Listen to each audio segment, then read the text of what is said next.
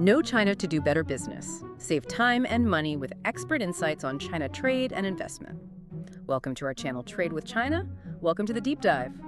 Today we're digging into your sources on, well, a pretty shocking turn in U.S.-China trade relations. It felt like things were maybe stabilizing, you know? Exactly. After the Madrid talks, the high-level calls, there was a sense of, okay, maybe some managed stability. And then, almost overnight, it completely reversed. And reversed hard. We're talking about that long post from former President Trump on Truth Social. Not exactly subtle. No, not at all. It was quite the declaration. Effective November 1st, 100% tariffs on all Chinese goods. 100%. And restricting exports of all key software to China. He specifically called it retaliation for China's rare earth moves, right? That was the framing, yes, retaliation. So the market reacted, big jump, but then sort of held its breath, maybe a cry wolf moment. Possibly. So our job today is to unpack why now. Was this some grand strategy or more like bureaucratic gears grinding away? And critically, what does it signal for trade and investment? Let's start with the trigger China pulled.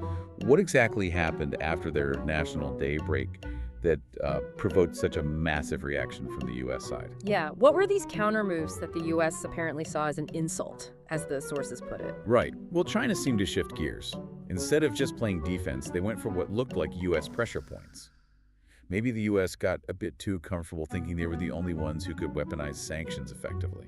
So what were the moves? 3 big ones, I gather. That's right. First, and this was the major one, new rare earth export controls on October 9th. They targeted specific elements, neodymium and dysprosium. Ah, the ones critical for high-tech manufacturing. Precisely. Semiconductors, EVs, defense.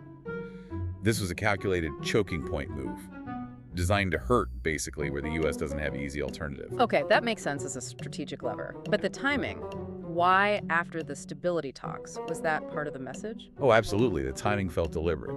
It wasn't just the what, but the when. Then second, they hit back on shipping fees. Retaliation for the U.S. fees. Directly. They revised their maritime code and announced special port fees on U.S. vessels starting October 14th. A clear tit for tat. Okay, rare earths, shipping fees. What was the third one? Something about Qualcomm? Yes, an antitrust investigation launched October 10th into Qualcomm, acquiring an Israeli auto chip firm, Autotalks. The key part was alleging they hadn't filed the proper concentration declaration. Why is that significant? An antitrust probe into a deal involving non-Chinese companies? It signals China's willingness to use its domestic regulatory tools, like anti-monopoly laws, as a strategic lever against U.S. interests, even indirectly. It challenges U.S. assumptions about who controls global M&A review. So the U.S. sees its own sanctions as, reasonable, but views these kinds of counter moves as an insult. That seems to be the dynamic described. China's message, according to the sources, effectively became, want to talk? Fine. Want to fight? We're ready. Okay, so China played its hand. But the sources suggest the U.S. wasn't exactly acting in good faith before that. These small moves after the Madrid talks felt like a betrayal of that stability effort. That's a crucial part of the story. It looks like a series of, well, maybe uncoordinated but definitely impactful policy punches landed by different U.S. agencies after that supposed ceasefire. Let's break those down. First, the tech export controls got tougher. Significantly tougher. It wasn't just adding another 34 Chinese firms, mostly drone and AI companies, to the entity list in September and early October. The big change was the 50% control rule. Right, the one set for late 2025. Explain that quickly. Why is that such a game changer? Because it uses equity penetration. Basically, if a blacklisted Chinese company owns 50% or more of any company anywhere in the world, say a factory in Malaysia, that Malaysian factory is now also cut off from U.S. tech. Whoa, it massively expands the reach beyond China's borders. Hugely. It forces global companies to trace ownership structures deep down the chain. Massive compliance headache, closes loopholes. That's the Bureau of Industry and Security, BIS, tightening the screws. Okay, that's BIS. What else was in this combination punch? Then you had the U.S. Trade Representative, USTR, imposing those escalating shipping fees on Chinese vessels. The goal seemed to be making them too expensive for U.S. ports by 2028, decoupling the shipping lanes. And the Treasury got involved too, targeting oil. Yep, on October 9th, Treasury went after Chinese independent oil refineries, the so-called teapot refineries. Why the teapot specifically? They're interesting because they often operate a bit outside the big state-owned system, maybe using non-dollar transactions. So targeting them, like Shandong Jinqing Petrochemical, under the guise of Iran sanctions, aims to squeeze their dollar access and freeze assets. It hits an alternative financing channel. Okay, so BIS on tech, USTR on shipping, Treasury on oil. What was the fourth? The Department of Transportation, DOT, also October 9th. They proposed banning Chinese airlines from flying over Russian airspace on routes to the U.S. The argument was unfair advantage because U.S. carriers avoid that airspace. So 4 different agencies all rolling out anti-China measures almost simultaneously right after high-level talks aimed at stabilizing things, which brings us to the big question. Chaos or coordination? Exactly. Was this a calculated top-down strategy, maybe quietly approved while the president focused elsewhere, or just bureaucratic momentum? It seems a bit much to be pure coincidence, doesn't it? It does seem like a lot at once, but the analysis in your sources leans heavily towards bureaucratic default.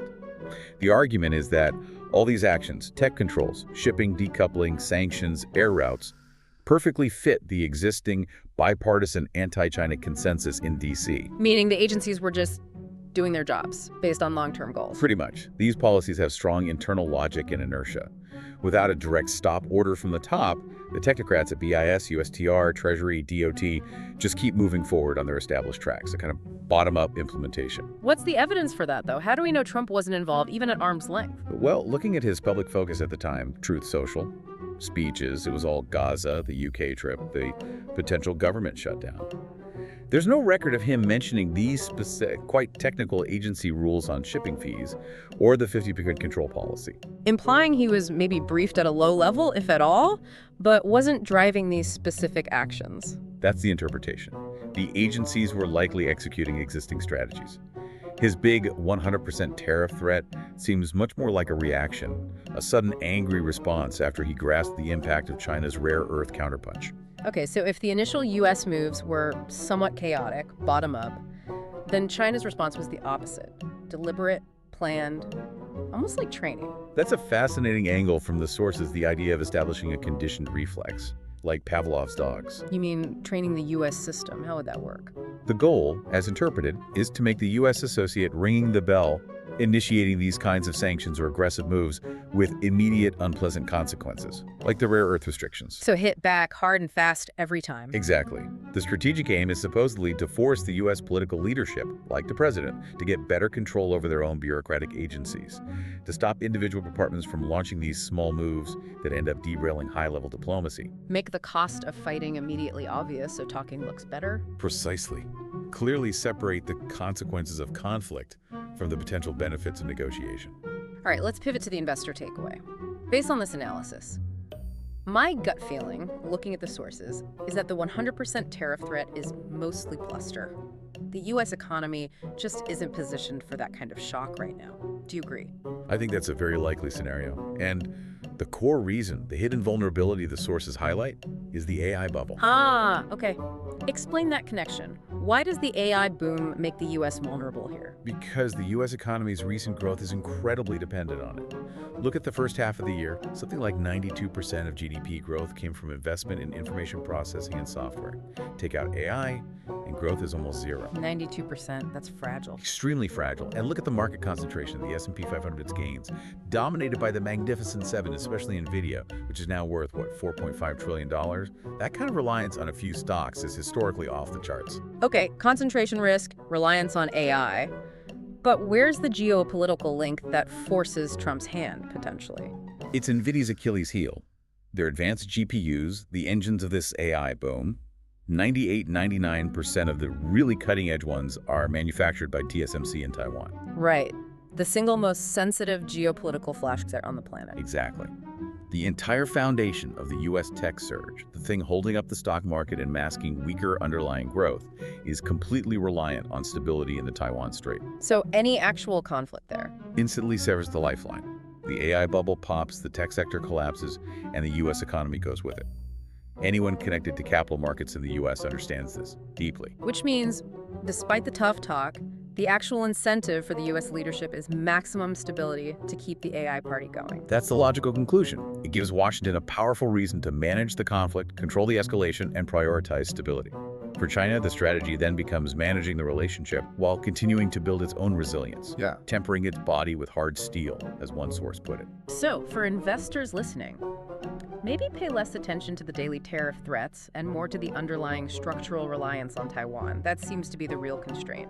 And while the U.S. has used many of its tools, China might just be starting to flex its countermuscles. It suggests the next few years are critical for China to reduce those choking points the U.S. can exploit. Building that resilience is key. A fascinating, if slightly unnerving, picture. That's the deep dive for today. This channel will bring you practical knowledge to navigate business, investment, culture, economic trends, and communication tips in trades with China. Your comments really encourage us to realize our video value and update more useful information. Please press like IA key, subscribe now for actionable insights and win-a-win solutions. Not to miss the possibility to understand and make money in trades with China.